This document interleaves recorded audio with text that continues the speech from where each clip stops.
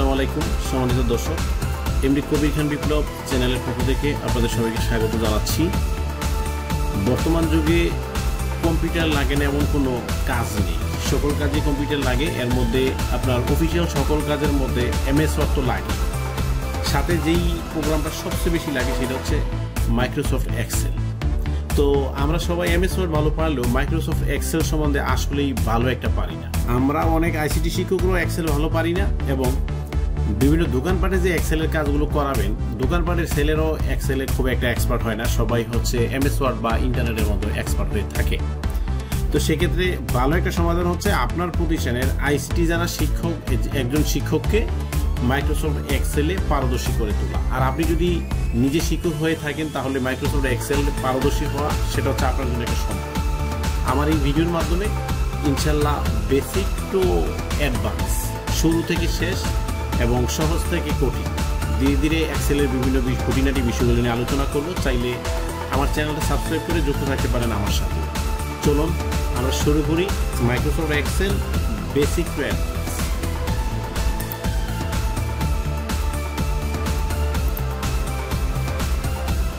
সম্মানিত দর্শক, আমি আপনাদেরকে মাইক্রোসফট এক্সেল দেখাবো হচ্ছে মাইক্রোসফট এক্সেল 2019 ভার্সন দ্বারা।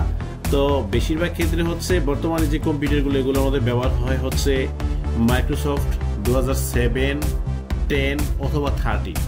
তা আমি দেখাবো হচ্ছে 19 দ্বারা বা 19 দ্বারা, কারণ হচ্ছে কম্পিউটারের অ্যাডভান্স যে ভার্সনগুলো এগুলো আপনাদেরকে অনেক সুবিধা দিয়ে থাকে, অনেক বেশি সুবিধা দেয়। যদি সম্ভব হয় আপনি অবশ্যই আপনার কম্পিউটারের অফিস ভার্সনটা 19 করে নেবেন। আমি আপনাদেরকে মাইক্রোসফট 19 দেখালেও আপনারা এই কাজগুলো মাইক্রোসফট অফিস 7, 10 বা 30 করতে পারবেন, কারণ হচ্ছে সবগুলো কাজের ধরন কিন্তু এক। যখন ভার্সন চেঞ্জ হয় তখন কিছু ফিচার যোগ হয় এবং এটার ফিচারটা পরিবর্তন হয়, এইটুকু। তো চলুন আমরা প্রথমে যে কাজটা করবো আপনারা লক্ষ্য করে দেখেন। আমি যখন প্রথম এই স্টার্টে গেলাম, স্টার্টে যাওয়ার পর মাইক্রোসফট এক্সেল, এটা চ্যানেল হচ্ছে X থাকবে, হ্যাঁ, এক্সেলে ক্লিক করলাম তখন এইভাবে। তো এইভাবে আসলে আপনারা লক্ষ্য করেন এখানে যেই বিষয়টা হইছে এরকম।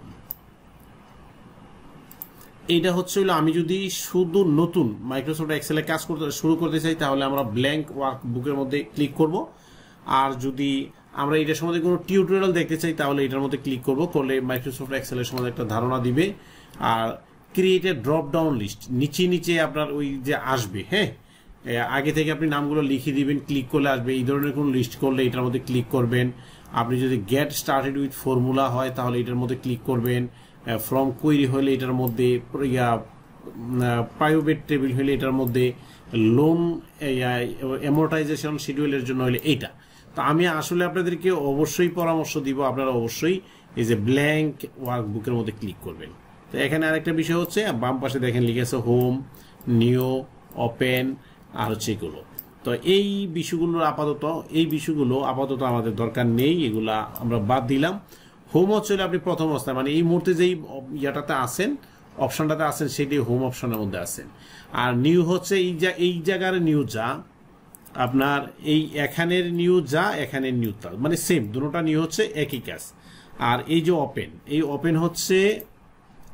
ওপেন হচ্ছিল পূর্বে কাজ করে রাখে কোনো ফাইল ওপেন করার জন্য। যেমন আপনারা নিশ্চয়ই এই জায়গার মধ্যে একটা লিস্ট দেখতেছেন, আমি বিভিন্ন সময় যে কাজ করে থাকি এই কাজগুলোর লিস্টটা যেটা দেখাচ্ছে এগুলো হচ্ছে আপনারা ওপেন অপশনে গেলে পাবেন।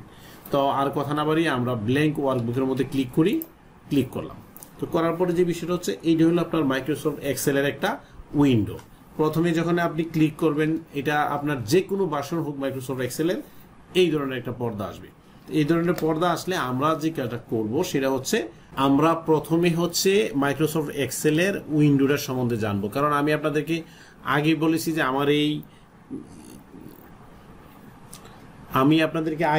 যে আমার এই টিউটোরিয়ালগুলো বেসিক থেকে অ্যাডভান্সের দিকে যাবে ধাপে ধাপে। তাহলে আমি যে কাজটা করব ভিডিওগুলো যথাসম্ভব একটু ছোট করার চেষ্টা করব, অল্প অল্প করে দেখিয়ে সামনের দিকে যাব। তো আপনারা যারা আমার এই চ্যানেলে নতুন আসছেন বা ভিডিওগুলো দেখছেন, অবশ্যই চ্যানেলটা সাবস্ক্রাইব করে রেখে পরবর্তী ভিডিওগুলো দেখবেন।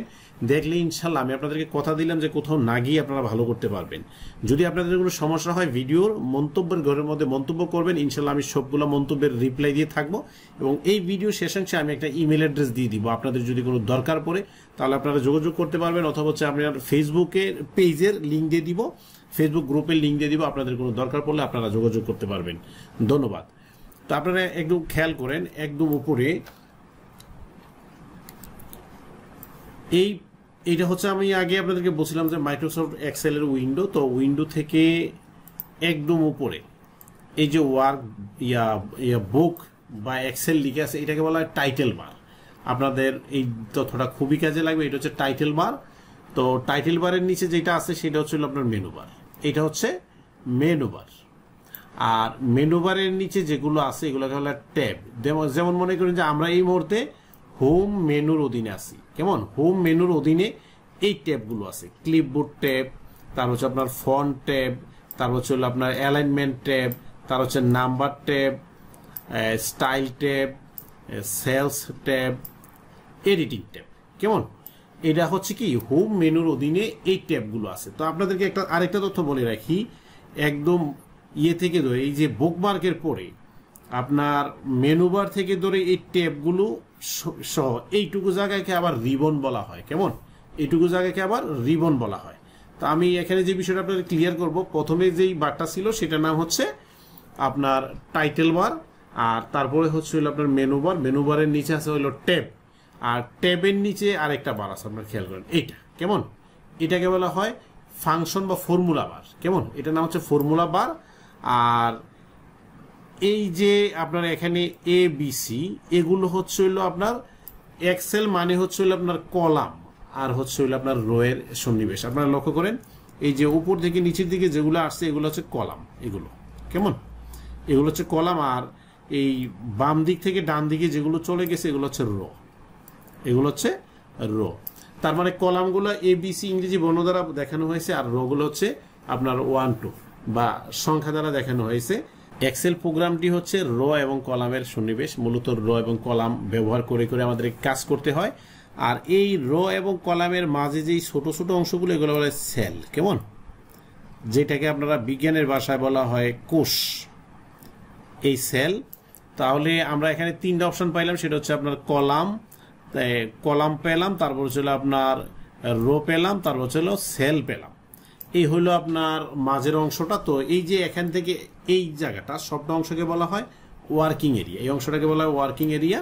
তো আমরা উপর থেকে যদি আসি, টাইটেল বার, মেনু বার, তারপর হচ্ছে আপনার ফর্মুলা বার। প্রিয় দর্শক, আমি আপনাদেরকে বলেছিলাম যে হোম, ইনসার্ট, পেজ লাউড এগুলো হচ্ছে মেনু বার। আর প্রতিটা হোম, ইনসার্ট এগুলোকে আলাদা আলাদাভাবে মেনু বলা হয়। মেনু মানে হচ্ছিল তালিকা। কেমন? তো প্রতিটা মেনুর অধীনে অনেকগুলো করে ট্যাব আছে। যেমন আমরা ইতিমধ্যে হোম মেনুর ট্যাবগুলো দেখেছি। এখন আমরা ইনসার্ট মেনুতে ক্লিক করলাম, করার পরে দেখেন এখানেও কিন্তু আপনার ট্যাবের লিস্টটা চেঞ্জ হয়ে গেছে। এখানে আসছে আপনার ট্যাবলস, ইলাস্ট্রেশনস, তারপর হলো আপনার অ্যাড-ইনস, তারপর হলো চার্ট, তারপর হলো আপনার tour, sparklines, filter, links, text, symbol. এরকমভাবে আপনার প্রতিটা মেনুর অধীনে আলাদা আলাদা করে কি আছে? ট্যাব আছে। তো আমরা ইনশাল্লাহ সবগুলো মেনুর কাজ শিখব। আপনারা মেহেরবানি করে, আমি আবারও বলছি, আমার চ্যানেলের সাথেই থাকেন এবং ভিডিওটা যেন বড় না হয় সেজন্য এই ভিডিওটা এখানেই শেষ করলাম। ধন্যবাদ সবাইকে। দেখা হবে ইনশাল্লাহ দ্বিতীয় ভিডিওতে। আসসালামু আলাইকুম।